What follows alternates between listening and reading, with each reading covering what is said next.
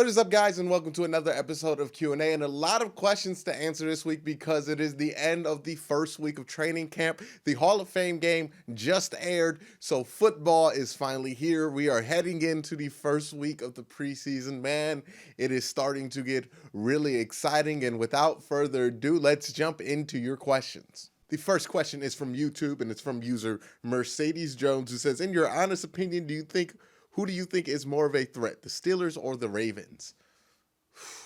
That's a tough one because I believe that the Ravens are the better team, but psychologically, the Steelers are the Steelers for the Browns. That domination has been for decades. So, I would say it's the Steelers because that's the team that we still have not beat. We tied them last year at home. We have not beat them. I don't even know when the last time we beat them in Pittsburgh. I believe it was Tim Couch was the starting quarterback the last time we beat them in Pittsburgh. I would have to say the Steelers for more psychological reasons because just the Browns have beaten the Ravens before. The Browns have never beaten Pittsburgh on a regular basis. So yeah. The next question is from Calvin Rogers, who says, what do you think is a good nickname for the Browns front four? I came up with the Unblockables. That's all right. Let's see, maybe like kind of do like a Legion of Doom thing with Olivier Vernon and Myles Garrett, you know, the theme song, like, oh, what a rush. That might be something cool. And another wrestling one, maybe the Four Horsemen or the Four Sackmen or something like that. So that could be cool. But yeah, I'm not really good with nicknames. So write in the comment section down below what you think the Browns nicknames for their front four should be, because we're going to need one if they're going to be as good as they look in camp. The next question is from Eddie Hooper, who says, hey Quincy, beyond the big name players we hear about repeatedly in training camp, what player is having a great camp so far that's under the radar? It's a guy that I have been tooting the megaphone for a while. Rashard Hollywood Higgins is a guy that I'm hearing is having a great camp so far, really solidifying himself in that third row, especially since Antonio Callaway kind of shot himself in the foot to start camp and gave himself some room to catch up on because he came out of shape, and that's why he's been running so much with the twos and the threes, and he's probably going to play a lot in that first preseason game as kind of a punishment for not being in shape. And with any other player, I would say stupid mistake, not coming in shape. But with Antonio Callaway, you just have to factor in that there's a history there. Remember, this is a guy at the University of Florida that the coaches would not vouch for when he was coming out in the draft. There are some serious character concerns, not just with his record, but with who he is as a football player that need to be factored in. And with him getting less touches, with him being de-emphasized in the offense, these are when those issues normally tend to flare up with a player like this. So I would watch that with Callaway. Now, that being said, I heard he had a great practice a couple days ago. So maybe he's working his way back, but showing up to camp out of shape, definitely not a good sign. But Hollywood Higgins has taken advantage of that. He has always been Baker Mayfield's favorite target, and he is making a case to get even more targets during the season. Rashard Higgins is a guy flying under the radar that you're going to see a lot of during the season. Next question is from the Vault Dweller, who says, have you updated your expectations for the Browns after seeing training camps? No, just because I think it's a little bit early to update my expectations. We have not seen this team against real competition, only against themselves. I normally wait for at least after the third preseason game to update my expectations. Right now, still everything is on paper, but no, I have not updated my expectations. And the next question is from Giants Nation, who you already know wrote an entire damn paragraph. So let me take a deep breath, get some water, and get ready to read this book this man wrote. All right, so Giant Nation says, what's up, Quincy Carrier? Best subscriber in the building. Crying, laughing emoji. But do you think Cam Newton is over or underrated? Me personally, I think the Panthers have failed to put an offensive line to surround him and great weapons. Do you think he will get a ring? P.S. Can we have OBJ? No, you cannot have Odell Beckham back. He is ours. Get away.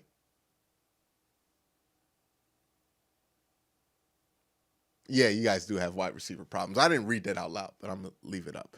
Yeah, you guys are having all of the wide receiver problems.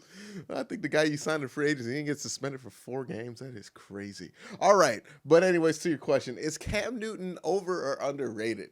I think Cam Newton is a guy who is over criticized and over hated. I don't know if he's ever been overrated. But he is a guy who has always been kind of a magnet for criticism.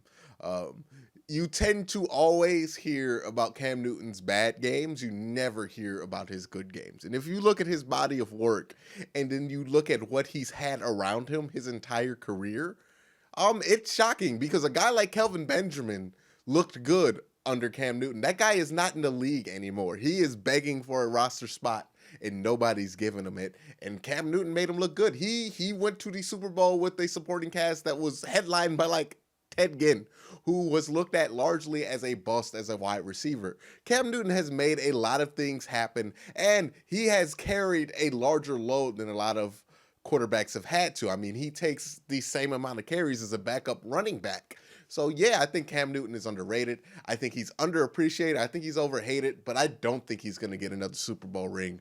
I think that he is a guy whose window was that 1 year as a Super Bowl. And I think we're always going to wait for Cam Newton to be in that MVP form. But as long as he's with the Panthers, and as long as the Panthers don't continue to support him as he should, I think his body this year is going to start to break down. And that is going to be really largely it for Cam Newton. So, unfortunately, I don't think he's ever going to get a ring.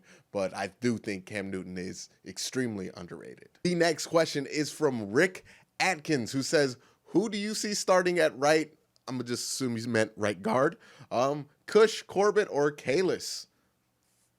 Man, I think they're going to put Kyle Kalis out there to start. I don't think that Corbett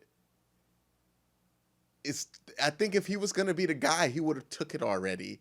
And he's still struggling with a guy like Kyle Kalis, who was on the practice squad, with all due respect to him, and a guy like Cush, who is a good player, but not a guy that the Browns took in the second round, and not a guy that they picked first overall in the second round. The Browns desperately want Austin Corbett to play a role on this team. They wanted him to play a role on the team last year, and he has not taken that objective so far, and that really, really worries me about him. I think he might teeter into bust territory. Now, the good thing about that is that you drafted Nick Chubb later on, so nobody's going to remember the Austin Corbett pick if it does turn out to be a bust, but it's definitely teetering towards that direction. I think Kyle Kalis is going to lock this spot up, which says miles about Austin Corbett. The next question is from Ryan Mays, who says, how far do you think the Browns can realistically make it in this year's playoffs? Realistically, I don't know what that really means, just like to answer that question, because realistically any team can make it to the Super Bowl and could win it because they only play one game. These aren't series like the NBA. So I think as long as the Browns can make it to the playoffs, they could make it to the Super Bowl. I think that's super realistic. But if you're asking me what I think is going to happen or what my expectation is going to be, I think that the Browns should make the playoffs, of course, and I would be happy and satisfied if they just won one playoff game, whether it be the first one, whether they get a bye and make it to the AFC Championship. I would be satisfied if they made the playoffs, won a playoff game. I think that would be a really good year and give you a lot of momentum to make a legit Super Bowl run next year. But I would not at all be surprised if this team makes it to the Super Bowl and possibly wins the Super Bowl. But I would say my realistic expectations would be to make the playoffs and win a game. That would be a great season in my books, but I don't think Super Bowl is off the table. The next question is from the Dog Pound. Apparently, the entire Dog Pound has a YouTube channel, so go check it out.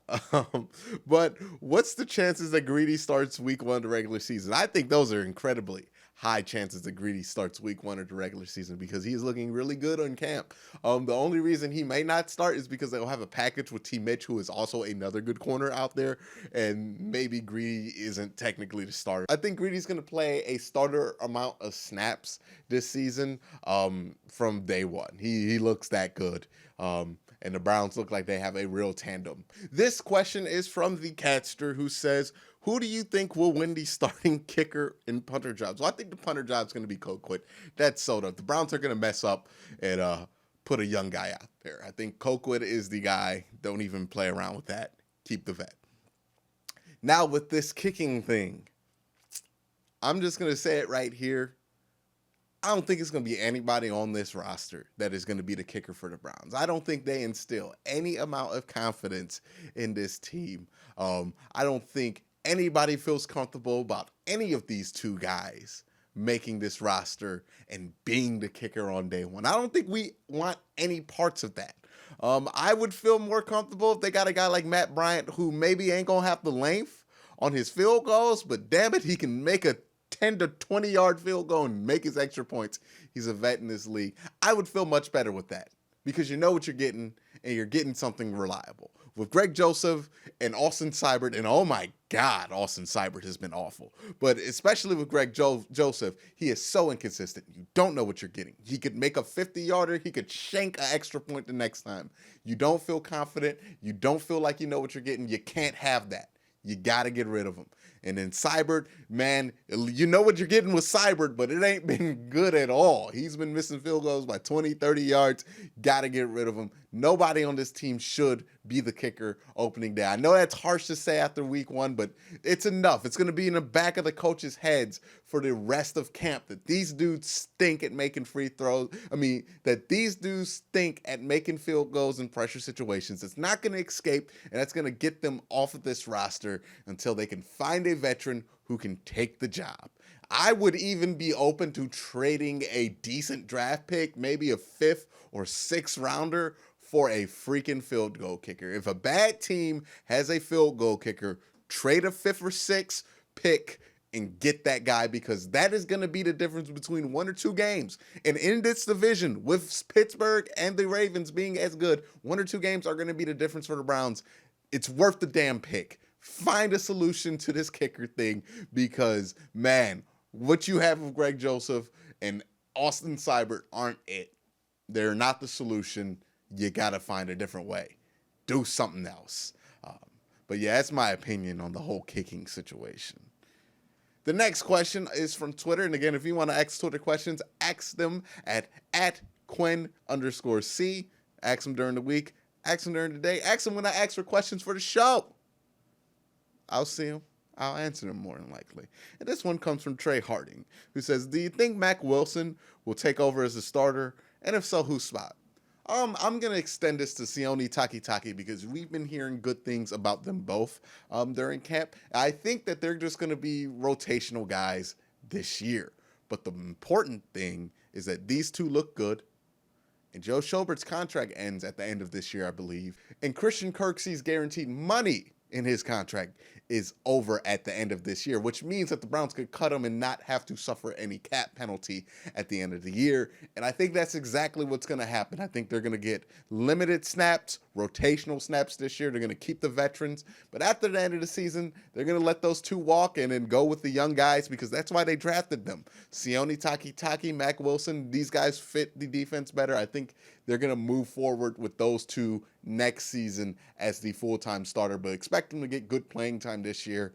And then in the offseason next year, probably saying goodbye to Joe Schobert and Christian Kirksey, because that would save, well, not so much with Joe Schobert, but with Christian Kirksey, I think it would save about $8 or $9 million off your cap. And that's going to be important because there are going to be guys who come up that are going to be expensive, potentially Demarius Randall, and a bunch of other guys. Myles Garrett is eventually going to have to get paid, a lot of guys. So, yeah, I think that's what the future is for these guys. And the last question of the day is from Older God at Dogpile Rob. All right. And it says, Steve Wilkes has always had top 10 defenses as a defensive coordinator. Has he ever had anywhere as much as talent as he has to work with here in Cleveland? I would be careful with that. I think he has a ton of talent here, but I would say look at that roster that he had in Carolina that year they went to the Super Bowl. That was a real deal defense. That was a serious defense. He's had really good talent. I think he has the same amount of talent on that defense. They just haven't played together and just showed it. So I think Steve Wilkes, it's all in his hands. I think he has enough talent to make this defense a top 10 defense. And if this defense sucks, it is going to be kind of on him. But yeah, I think he has enough talent. I don't think there's really that many excuses unless there's a ton of injuries, but let's hope that doesn't happen. But yeah, I would say Steve Wilkes has enough talent on defense to make this thing happen. All right, guys, that's going to be it for this week's Q&A. Thank you guys for watching. Please hit that like button, hit that subscribe button, ding that notification bell so you can be notified when I upload. And if you have a buck or two to spare and want to join the Fantasy Football League, please join the Patreon and email me. Let me know that you want to join the league. I'll add your name to the list. But that is it for this week's video. Thank you guys for watching. Have a great day. Have a good night.